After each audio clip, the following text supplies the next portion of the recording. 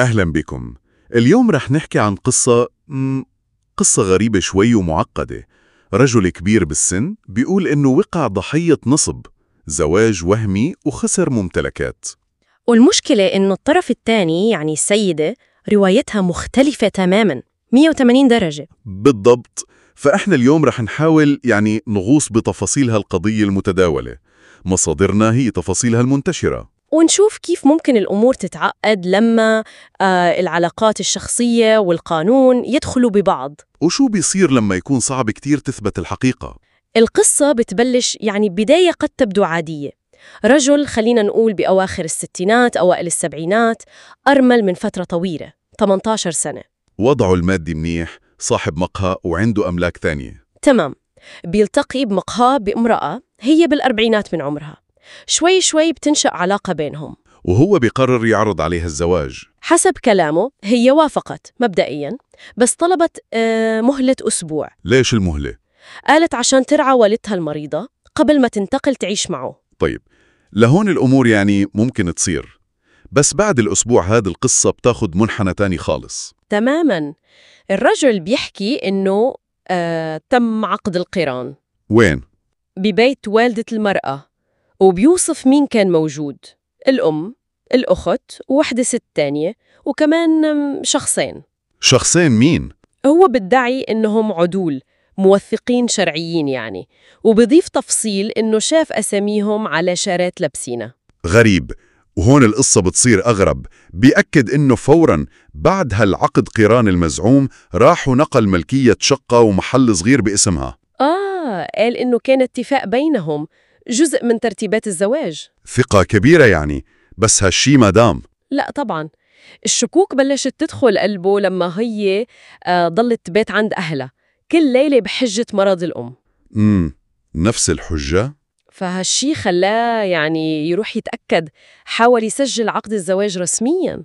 وهون كانت المفاجأة، ما لقى أي أثر لعقد زواج مسجل، والأسماء اللي قال عنها للعدول ما حدا بيعرفهم بالمنطقة. ولما واجهها بهالشي هي أنكرت الموضوع كله، قالت ما في أي زواج أصلاً. أنكرت تماماً؟ تماماً. وهون بنوصل لروايتها هي. طيب شو روايتها؟ هي ما أنكرت إنها بتعرفه أو إنه كان في علاقة، واعترفت إنها استلمت الشقة والمحل منه. اعترفت بهدول. إيه، بس قالت هدول كانوا هبة، هدية يمكن شفقة أو جزء من العلاقة، بس زواج لا. نفت قصة عقد القرآن كلياً. وقالت إنه زارهم بالبيت مرتين بس للعشاء، هو اللي عزم حاله. طب لحظة، في تفصيل كان صادم بروايتها هي. المفاجأة الأكبر، كشفت للمحققين إنها أصلاً متزوجة من 3 سنين، وزوجها الحقيقي بإسبانيا. متزوجة؟ هاد بيغير كل شيء. طبعاً. وأقوال الأم والأخت دعموا كلامها، أكدوا زياراته مرتين للعشاء، بس نفوا تماماً أي حفلة زواج أو حضور عدول. طب والسيدة الثالثة اللي هو قال شافها؟ قالوا ما بيعرفوها منيح، مش شاهدة قوية. والشرطة شو لاقوا؟ ولا شيء. ما في أي دليل مادي يدعم حكي الرجل، لا عقد، لا شهود حقيقيين، العدول المزعومين مش موجودين. القضية كلها أقوال متضاربة. قانونياً الوضع صار واضح. القانون بده دليل مادي، دليل ملموس. صحيح، خصوصاً بإثبات زواج أو تهمة نصب واحتيال. كلام الشخص لوحده ما بكفي، حتى لو كان مقنع لبعض الناس. أكيد. ولهيك تم إخلاء سبيل المرأة، ما في أدلة كافية. القضية بتوضح تماماً صعوبة إثبات النصب العاطفي أو الاحتيال اللي بيعتمد على الكلام والوعود بس. بدون وثائق، بدون شهود موثوقين، صعب جداً. بتصير القصة هو قال هي قالت. وهذا بيأخذنا للدروس المستفادة. يمكن أهم درس هو الالتزام بالإجراءات الرسمية. 100%. بأي معاملة مهمة، زواج، نقل ملكية، أي شيء، لازم يكون موثق ورسمي، مش اتفاقات شفوية أو مراسم ببيوت. حتى لو الثقة موجودة بين الطرفين. بالضبط. والنقطة الثانية هي كيف ممكن حدا يستغل الثقة أو يستغل جهل الطرف الثاني بالقانون. يعني المحتال مش شرط يكون خبير قانوني. لا، يمكن بيعرف بس إنه الكلام الشفهي ما له قيمة بالمحكمة بدون دليل، فبيبني خطته على هالأساس. كل هاد بخلينا نفكر بسؤال أعمق شوي. يعني الإجراءات القانونية الصارمة ضرورية أكيد، بتحمل كل من اتهامات باطلة. صحيح. بس بنفس الوقت هل ممكن هالصرامة تخلي بحالات معينة من الخداع المحترف الضحية الحقيقية بلا سبيل لما الجانب يعرف يخفي كل أثر مادي؟ فعلاً، كيف منوازن بين ضرورة الإثبات المادي لحماية الحقوق وبين حقيقة إنه في أنواع خداع خبيثة جداً ممكن ما تترك وراها دليل مادي؟ سؤال صعب.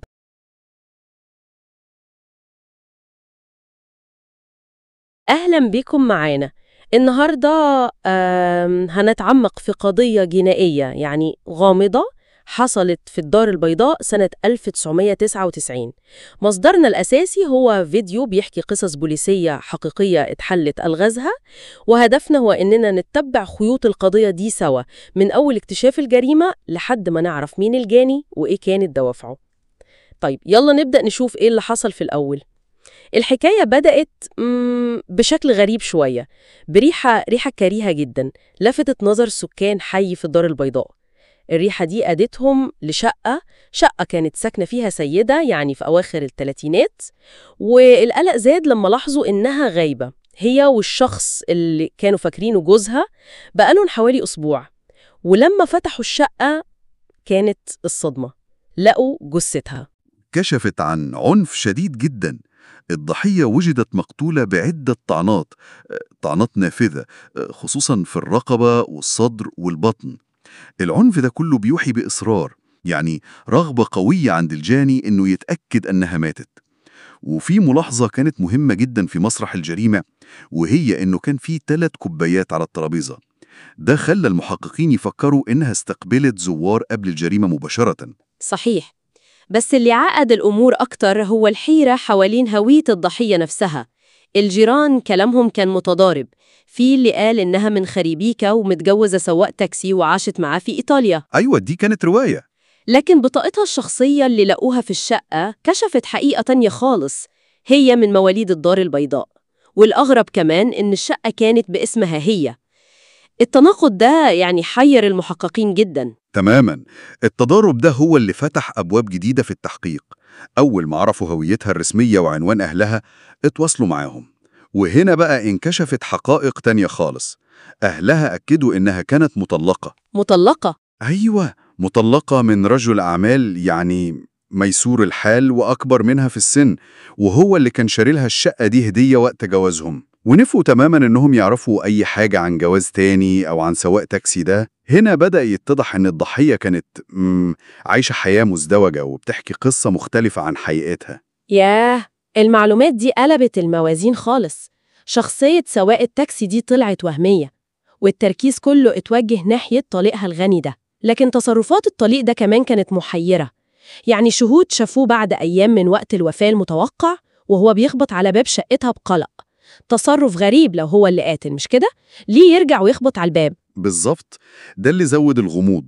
لكن هنا جت نقطة الحسم العلمية، تحليل البصمات اللي رفعوها بحذر من واحدة من ال3 كوبايات اللي كانت على الترابيزة. النتيجة كانت مذهلة. البصمات دي طلعت مطابقة لبصمات طليقها. معقول؟ طليقها؟ أيوة، الدليل المادي ده كان زي الصعقة، خصوصا إن الطليق كان مصر في أقواله الأولى إنه ما ظهرهاش خالص من ساعة ما اتطلقوا من سنين.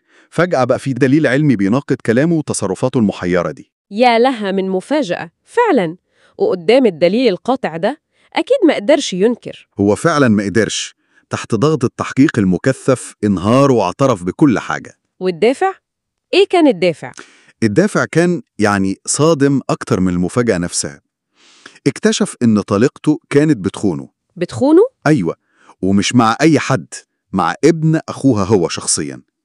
وحكى إنه ليلة الجريمة كان بيراقب شقتها وشاف ابن أخوه بعينه وهو خارج من عندها في وقت متأخر. يا ساتر، شاف ابن أخوه خارج من عندها؟ بالظبط. تفاصيل الاعتراف بقى كشفت حجم المأساة والغضب اللي كان مسيطر عليه. قال إنه استنى لحد ما ابن أخوه مشي وبعدين قرر يواجهها. خبط على الباب ودخل، لقاها لابسة يعني روب حمام بنوار.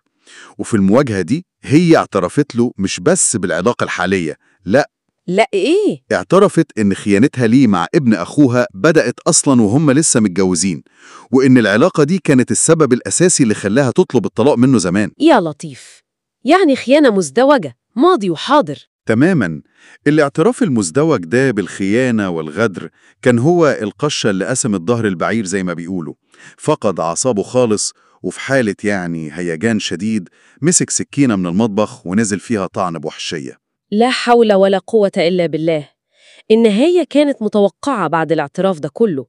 الطليق اللي كان عنده وقتها 67 سنة أدين بالقتل العمد واتحكم عليه بالسجن المؤبد، خصوصاً إن تفاصيل اعترافه طابقت كل الأدلة اللي اتجمعت من مسرح الجريمة. صحيح، القضية دي بتفاصيلها المؤلمة دي بتورينا قد إيه العلاقات الإنسانية ممكن تكون معقدة، وإزاي شبكة الكذب والخداع والخيانة ممكن خيوطها تتشابك وتوصل في النهاية لعواقب كارثية ومدمرة.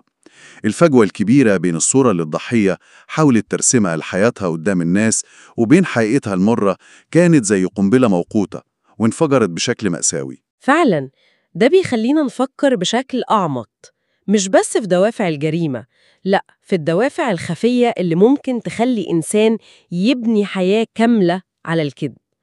إيه اللي بيستخبى ورا الواجهات دي؟